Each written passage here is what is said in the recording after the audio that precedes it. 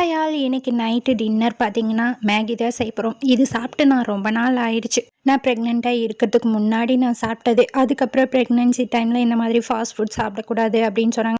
After delivery பேபிக்கு feet பண்ணுறதுனால healthy ஃபுட்டாக சாப்பிடணும் அப்படின்னு வந்து சொல்லிட்டாங்க. இங்கே பக்கத்தில் கடைகள் எதுவுமே கிடையாது, ரொம்ப தூரமாக தான் இருக்குது. ஏன்னா நாங்கள் தோட்டத்தில் இருக்கிறதுனால கடைகள் எதுவுமே கிடையாது.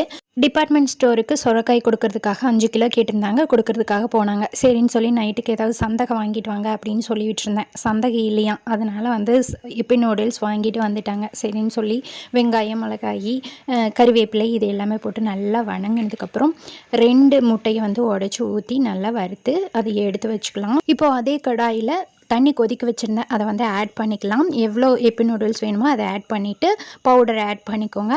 நம்ம ஃப்ரை பண்ணி வச்சுருந்த எக்கை ஆட் பண்ணி நல்லா கிளறி விட்டு எடுத்தோம் அப்படின்னா சூப்பரான எக் நூடுல்ஸ் தயாராகிடுச்சுங்க. சாப்பிட்டு பாருங்கள், இந்த மாதிரி ட்ரை பண்ணி. அடுத்து